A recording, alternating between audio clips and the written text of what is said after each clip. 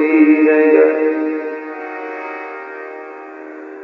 ઉપસ્થિત મનોરથી પરિવાર એવં પુષ્ટિ સત્સંગ મહોત્સવમાં નિત્ય સત્સંગનું રસપાન કરી રહેલા ભાગ્યવાન ભગવદીજનો, સપ્ત દિવસીય પુષ્ટિ સત્સંગ મહોત્સવ અને નિત્યના નવા વિષયોની સાથે પુષ્ટિ માર્ગીય રસનું આપણે સૌ રસપાન કરી રહ્યા છીએ. પ્રથમ દિવસે પહેલા દિવસે શેનો સત્સંગ કર્યો હતો? હરિરાયજી કૃત નિત્ય લીલા. દ્વિતીય દિવસ શ્રી ગિરિરાજજી, શ્રીનાથજી બાબા. તૃતીય દિવસ શ્રી યમુનાજી. ચતુર્થ દિવસ નામદાસ સરસાનીજીનું ચરિત્ર 84 વૈષ્ણવની વાર્તામાં વર્ણિત. અને આજે સાતે સ્વરૂપ ના સ્વરૂપ લીલા ચરિત્રનું આપણે દર્શન કરીશું. સ્વરૂપ ભાવના, ભાવ ભાવના અને લીલા ભાવના, આ ત્રણ ભાવના પ્રત્યેક વૈષ્ણવને એ ભાવ રૂપે હૃદયમાં ધારણ કરવી જોઈએ, જેથી પુષ્ટિ ભક્તિમાં આગળ વધી શકાય. આ ત્રણ પ્રકારની ભાવનાઓની આપણે ત્યાં ચર્ચા કરવામાં આવી. સ્વરૂપ ભાવના એટલે કે સ્વરૂપ કઈ ભાવના સાથે એમાં બિરાજે છે. જો આ સાતે સ્વરૂપની ચર્ચા કરીશું, પણ આ કોઈ જુદા જુદા ભગવાનની વાત નથી. એક વાત સ્પષ્ટ સમજી લેજો કે મથુરાધીશ કોઈ જુદા ભગવાન, દ્વારકાધીશ કોઈ જુદા પ્રભુ, મથુરા પછી ગોકુલનાથજી કોઈ જુદા ઠાકોરજી. એક જ નિકુંજ નાયક શ્રીનાથજી બાબાના આ લીલા ભેદથી સ્વરૂપ ભેદ છે. સાદી લૌકિક ભાષામાં સમજાવું તો, જેમ હસમુખભાઈ છે, ઓફિસે બેઠા હોય એનો કોઈ ફોટો પાડે, ઘરે બેઠા હોય કોઈ ફોટો પાડે, કામ કરતા હોય ફોટો પાડે, ચાલવા ગયા હોય ફોટો પાડે. વ્યક્તિ એક જ છે, પણ જુદા જુદા કાર્ય કરી રહ્યું છે.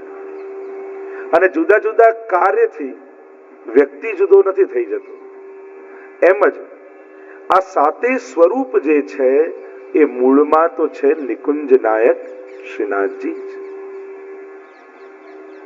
ભેદ બુદ્ધિ તો આપણી લૌકિક બુદ્ધિને કારણે છે. આપણે બધા એટલા હોશિયાર છે ને કે વલ્લભ કુલમાં તો ભાગલા પાડીએ, પણ પછી ઠાકોરજીમાં ભાગલા પાડી લઈએ. આ બધા દ્વારકાનાથધીશ વાળા, આ બધા મથુરાધીશ વાળા, આ બધા ગોકુલનાથજી વાળા, આ બધા મદન મોહનલાલજી વાળા. આ બધી આપણી ચતુરાઈઓ છે, આ આપણી બધી લૌકિકતા છે. જ્યાં ભાગલો આવે ત્યાં લૌકિકતા, અને જ્યાં ભાવ આવે ત્યાં અલૌકિકતા. એટલે આ બધા જે લૌકિકતાના ખેલો છે ને એ બધા હવે મૂકી દો. વર્ષો સુધી રમ્યા કરે આપણે તો. નાના હોઈએ ત્યારે ઘર ઘર રમીએ, બરાબર છે, પણ મોટા થઈને ઘર ઘર રમવાનું, તારું આ ઘર ને મારું આ ઘર ને પેલાનું ઘર, હવે તો મૂકીએ. આટલું સમજીએ છીએ, શીખીએ છીએ, સાંભળીએ છીએ, જાણીએ છીએ. એટલે હવે જાણવું જોઈએ. પેલું પોલિટિક્સમાં કરે ને કે સરદાર પટેલ આ પાર્ટીના, નહેરુજી આ પાર્ટીના, અને પેલા ગાંધીજી આ પાર્ટી. તો મૂળ વાત મને તો એમ થાય, શું મથુરાધીશ આપણાને?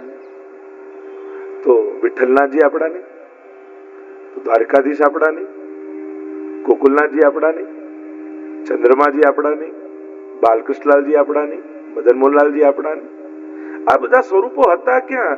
84-252 વૈષ્ણવના માથે જ બિરાજતા હતા. તો મૂળમાં તો આ બધા સ્વરૂપો એમ જોવા જાવ તો મહાપ્રભુજીના જ છે. જો વલ્લભ તમને તમારા લાગતા હોય તો એનો પરિવાર અને એમના પ્રભુ એ પણ તમને તમારા જ લાગવા જોઈએ. એટલે હવે સમજ, થોડી મેચ્યોરિટી ભક્તિ માર્ગમાં જરૂરી છે. સ્વરૂપ નિષ્ઠા અને અનન્યતા એક જુદી પાસું છે. અનન્યતા એ સ્વતંત્ર અભિવ્યક્તિ છે, અનન્યતાનું અનુકરણ ન હોય. એવા ભગવદીય જનો હતા જેને સ્વરૂપ નિષ્ઠા હતી ને એવી અનન્યતા એમને સિદ્ધ હતી. પણ આજે જો આપણામાં એવો ભાવ નથી, એક મિશ્રીય ભોગ ઠાકોરજીને ધરી શકતા નથી અને અનન્યતાનું નાટક કરીએ તો ક્યાંક આપણે આપણી જાતને છેતરી રહ્યા છીએ. એટલે હવે એ સમજની જરૂર છે સમાજને કે શું એવી અનન્યતા આપણી ભીતર ખરી કે અનન્યતાના અનુકરણમાં જ આપણે આપણી જાતને ક્યાંક અજ્ઞાનતામાં ગૌરવ લઈ રહ્યા છે. અને ક્યાંક હવે અમે લોકોએ જ જાહેરમાં એ વાત કરવી જોઈએ કે ના, આ બધા આપણા જ છે.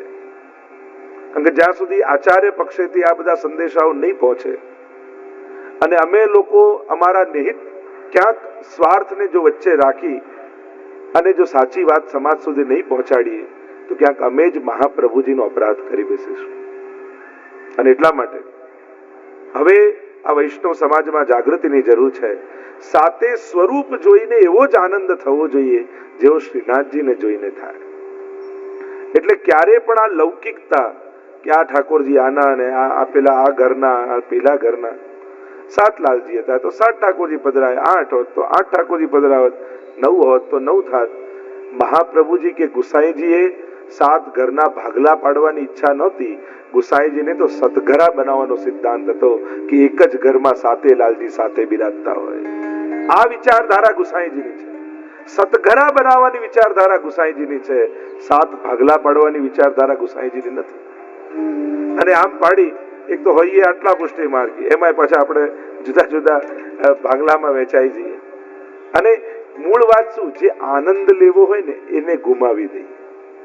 પુષ્ટિ માર્ગનો જે આનંદ લેવાનો હતો, કારણ આ 7 સ્વરૂપ છે શું, અષ્ટ સ્વરૂપનો આ રાસ છે. દ્વે દ્વે ગોપી બીચ બીચ માધવ, એટલે 2 ગોપી ને વચ્ચે એક ઠાકોરજી, તો 16 સખીઓ ને 8 સ્વરૂપ, એનો આ એક મહારાસનું એક કુંડાળું છે.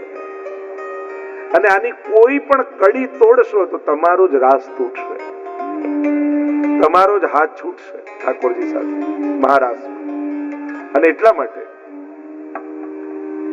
આવો ભેદ કોઈ પણ સ્વરૂપમાં ક્યારેય વૈષ્ણવે રાખવો નહીં.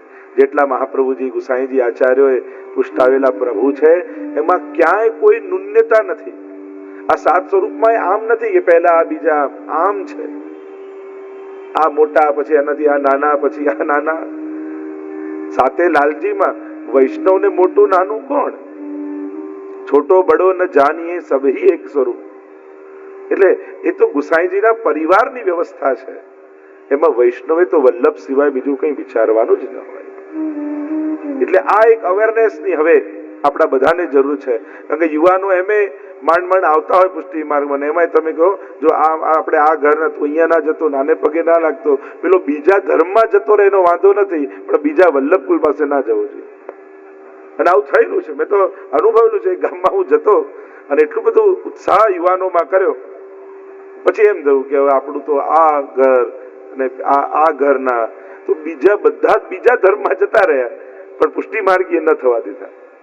તો આ આપણી સંકુચિતતા, આ આપણી માન્યતાઓ, એ અનન્યતા વાળા વૈષ્ણવ હતા, એમને ખૂબ આદર, એમને નમસ્કાર. પણ તમને આજે એ પ્રકારનો ભાવ પણ નથી, એ પ્રકારની શ્રદ્ધા, એ પ્રકારના મહાપ્રભુજીના વચનો પર જીવતાય નથી, અને અનન્યતાનું ખોટું ડહોળ કરીએ તો એ પણ ક્યાંક આપણે આપણી જાતને છેતરીએ છીએ. અને એટલા માટે હવે જાગૃતિની સમય છે. યુવાનો બેઠા હોય તો અમને કહીશ, તમે એવી ખોટી માન્યતાઓમાં ફસાતા નહીં. શ્રી મહાપ્રભુજીનો આ સુંદર માર્ગ આપણને મળ્યો છે, એટલો સુંદર આનંદનો આ માર્ગ છે, અને એમાં ભેદ બુદ્ધિ રાખી તમારો આનંદ તમે ગુમાવતા નહીં. તો આ 7 સ્વરૂપ એ કોઈ જુદા જુદા ભગવાનના નામ નથી. એ જ શ્રીનાથજી બાવા જુદા જુદા લીલાઓ કરતા, એમના આ લીલા ભેદથી આ સ્વરૂપ ભેદ છે. એટલે એમના ભેદ ક્યારે જોવાની, એ મૂળ વાત હું કહી રહ્યો છું. હમણાં એક સ્વરૂપની ચર્ચા કરીશું, કઈ કઈ લીલાના સ્વરૂપો છે. પણ શ્રીનાથજી બાવામાં 7 સ્વરૂપ બિરાજે છે, એની ભાવના છે. જેમ શ્રીનાથજીની ગોળ કંદરા જોઈએ તો મથુરાધીશનું સ્મરણ થાય. મથુરાધીશ જે સ્વરૂપ છે એમની ગોળ કંદરા છે, તો શ્રીનાથજી બાવાની ગોળ કંદરા હોય તો મથુરાધીશના દર્શન થાય. બીજું સ્વરૂપ છે વિઠ્ઠલનાથજીનું, બંને હાથ કમરમાં છે, તો શ્રીનાથજી બાવાનો જમણો હાથ મુઠ્ઠી વાળો કમરમાં જોઈએ તો શ્રી વિઠ્ઠલનાથજીના દર્શન થાય. 7 સ્વરૂપના દર્શન તમને શ્રીનાથજીમાં થઈ જાય. ત્રીજું સ્વરૂપ શ્રી દ્વારિકાધીશનું, એમની ચોરસ પીઠિકા છે, તો શ્રીનાથજી બાબાની ચોરસ કંદરા જોઈએ તો આપણને દ્વારિકાધીશનું સ્મરણ થાય. શ્રીનાથજી બાબાનું મુખારવિંદ જોઈએ તો શ્રીનાથજી બાબાનો ઊંચો ઉઠેલો હાથ જુઓ તો તમને ગોકુલનાથજીનું સ્મરણ થાય. ઊંચો હસ્ત ઊંચો છે ને ગોકુલનાથજી, શ્રીનાથજી બાબાનો ઊંચો જોઈએ તો ત્યાં ગોકુલનાથજી નથી બિરાજતા. પાંચમું સ્વરૂપ ચંદ્રમાજીનું, શ્રીનાથજી બાબાના મુખારવિંદના દર્શન કરીએ વદનમ મધુરમ તો ચંદ્રમાજીનું સ્વરૂપ આપણને અનુભવ થાય.